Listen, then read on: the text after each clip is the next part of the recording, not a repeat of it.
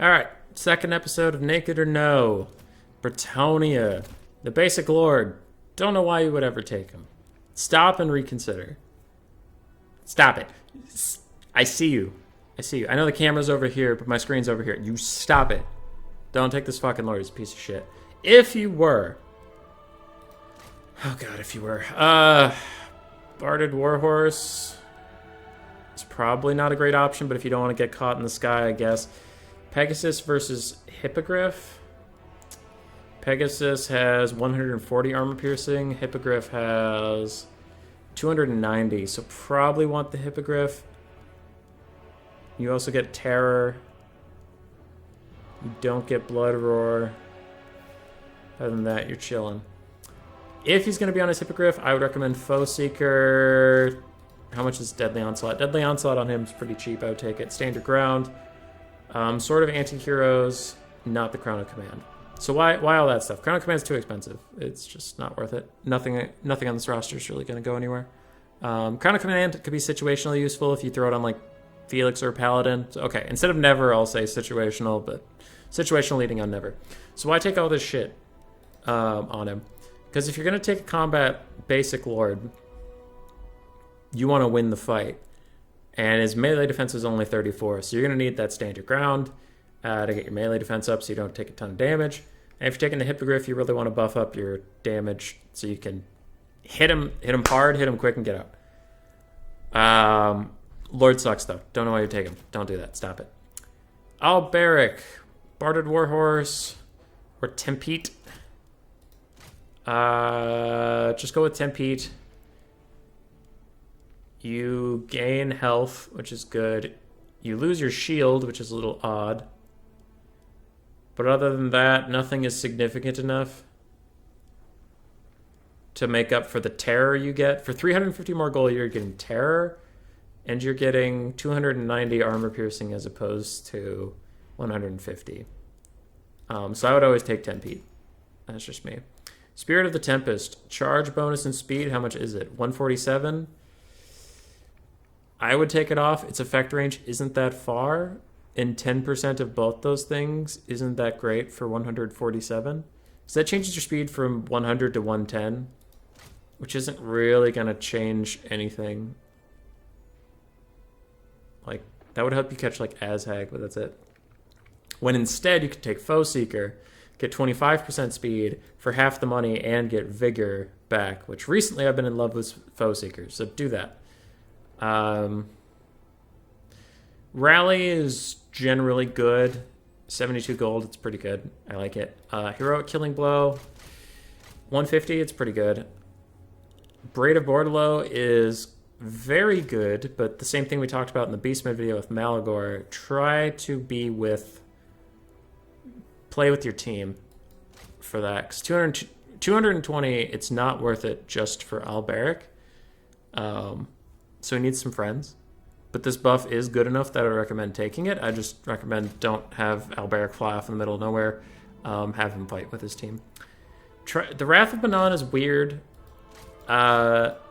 It's by and large not worth it, but it is situational because the discouraged aura can be pretty big against factions like Skaven, Beastmen, Greenskins, stuff with low leadership.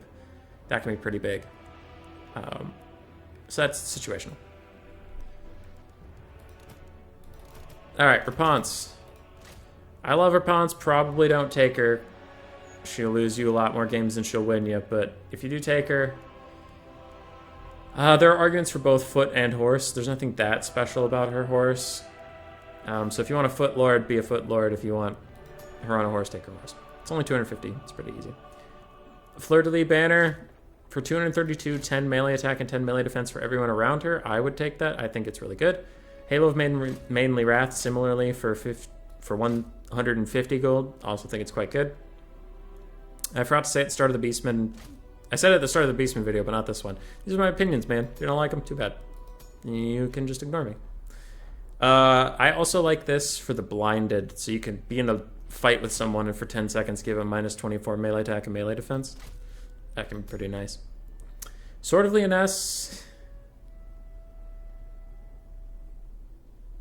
It's tough. That one's situational depending on what you want to do. It's not always bad.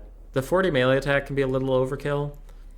But if you really need to win the fight with the enemy lord, and the enemy lord can't escape from you, the Sword of Leoness can be good. I probably wouldn't take it just to make her a little cheaper. Because if you cut both of these, she's pretty cheap. But I just like this one because it affects your allies. Which includes your paladin. So you can give your paladin plus 10 melee attack and plus 10 melee defense. Prophetesses will do all of them at once because they're all going to be the same. Warhorse, Barded Warhorse, or Royal Pegasus. If your opponent has any air pressure whatsoever, I would not go with a Royal Pegasus.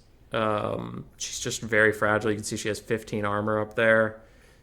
Low health, not that good of stats, so putting her in the air could be spooky.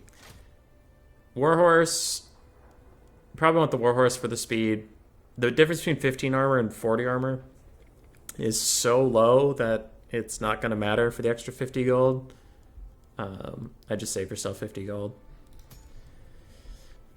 Or if the Lady is pretty good, stop yourself from getting Spirit Leeched or Fireballed. It's hard, you know, get 10% magic resistance, pretty good. Life Bloom, I personally cut it. I don't really like Life Bloom.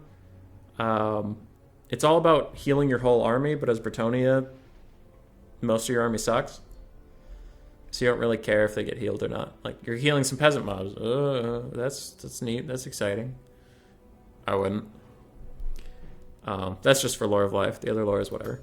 But we talked about it before. If you're taking a lore, you need to start spamming spells. And if you're not spamming spells, cut the lore to save the money. Because you're not going to proc it enough. Spells are all good in their own situations. That's up to you. Channeling Staff.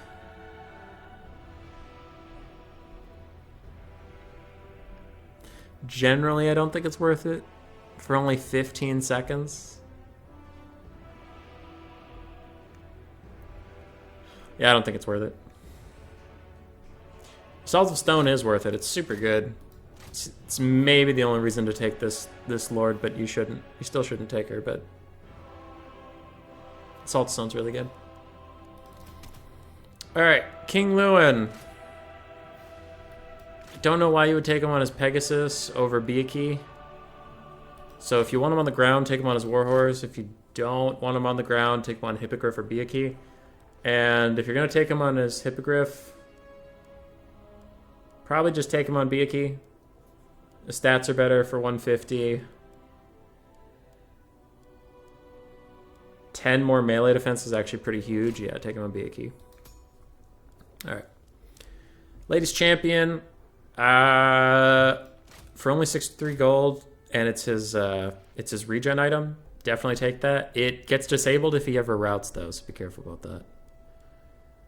Beloved Son of Bretonnia kind of sucks. Kind of sucks. It looks really good until you realize that it only works if his health is... His health has to dip below half for it to proc. And then you get 8 melee attack, 10% charge bonus, 50% base weapon damage, and immune to psychology. Okay. Because I think it's expensive, right? 134. 134 is not that bad, but you have to count on your lord getting below half, which is tricky. I would take Foe Seeker for the vigor, Stand Your Ground for the buffs, Lion Shield for missile and magic resist. Take it most of the time. The only times you wouldn't take it is like fighting Warriors of Chaos, maybe. Maybe. If they're not going to have like a bunch of skirmish cav that can really punish Lewin, and they're also not going to Spirit Leech him to death, then you don't need that. But most of the time, the Lion Shield's pretty good. Though it is expensive at 140, so again, if the enemy faction is absolutely not going to shoot at you, or shoot magic missiles at you,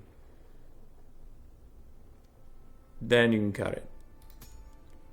Sword of Corona is very good. Almost always take it. The armor is meh. It's fine. The minus 24 melee defense is incredible. So it's super good. Always take that. And this bitch. I mean, I know you're going to take her because you want to win the game, but fuck, dude. I've seen arguments for her on foot, but she's almost always better on silver on her unicorn. Why? On her unicorn, she gets 35% more magic resist, which is kind of a big deal. So do that. Life Bloom, we've talked about it before, but if you're going to be casting a bunch of Earthbloods in a row, maybe it's worth it. If you're going to bring Regrowth or Dwellers and kind of burn a lot of your magic in one shot, I personally wouldn't take it. Save yourself the gold. Mists of the Lady, definitely take it. If you're not taking this, fuck you. Take it. It's a Mortis engine, -5 melee attack. It's the only reason she's viable. Arcane Conduit's super good. Take it. Favor of the Fae. There's an argument about it, but I would take it. 40 melee attack for 100 gold is pretty nice. Throw it on a cavalry unit as it's charging. Make them big and buff. Spells. This isn't a spells video. You can figure it out. You'll be okay. Chalice Potions. I'd usually take it. It's pretty good. It's a free common of Cassandra. You get 2 charges of it for 170. It can, like, destroy an entire infantry unit. It's pretty good. Take it. Alright, this is Bretonnian. Like and subscribe, nerd.